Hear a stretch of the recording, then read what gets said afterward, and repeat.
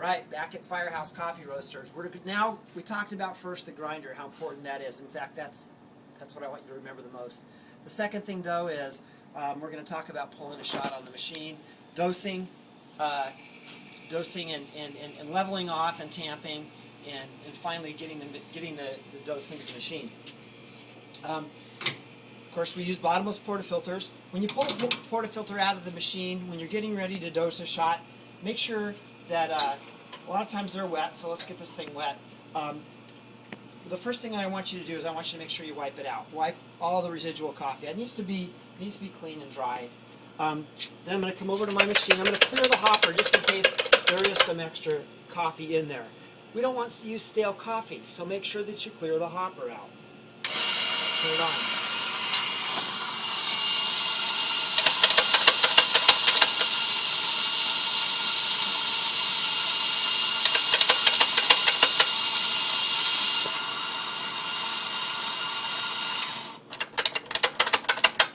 Okay, going over again the fact that I'm not beating the heck out of this handle. I'm just doing it just enough time so that it makes a clean, just a few clean clicks, not beating it to death.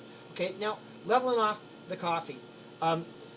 You know, work your way around it, but you know, we all have our own techniques on how we're going to do this. Okay, the bottom line is this has to be right. It's got to look like that. You don't want to have void areas in it. You don't want to have big old divots in it and stuff like that. That's no good. It's got to be a clean, even dose. Okay, it's really, really important. Okay, moving down here now. When you go to tamp, make sure when you pick your tamp up, there isn't a bunch of junk on the bottom of it. Somebody didn't set it in a wet pile of coffee, and you end up with a big pile of junk on the bottom. So a clean tamp. But the thing that I want everyone to remember was putting the tamp in here. The tamp needs to sit in there level. Okay. In other words, you can't have your tamp like this or like this when you tamp a shot of espresso. It just cannot be that way. It'll channel, and we'll talk about that later. It's got to be flat and level. So what I like to do is, you know, I'll pick it up and I'll use my fingers. I can kind of feel what's going on. Getting over the top of this thing, 20 pounds, 30 pounds, 40 pounds, I don't care how many pounds.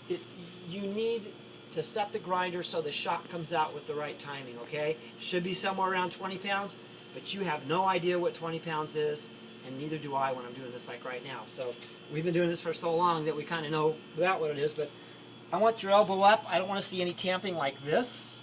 This is bad. This will hurt your wrist after you do a gazillion shots in one day. You need to get your elbow up, okay? But when your elbow comes up, make sure that the tamp doesn't travel one way or another like this. Make sure the tamp is straight up and down, okay?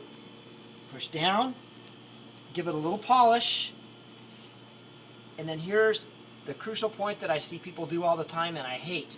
Do not use the tamp like this to tap the side of the portafilter. That's what that part's for. That's what this part's for here. So I'm going to just do this again just to show you, but I'm going to put it in there, level it out, push down, give it a little polish, and then I'm just going to give it a little tap. Don't beat on that thing. When you beat on it, you break the seal all the way around the puck of coffee. No good. All you're doing is knocking the residual coffee back into the portafilter, okay?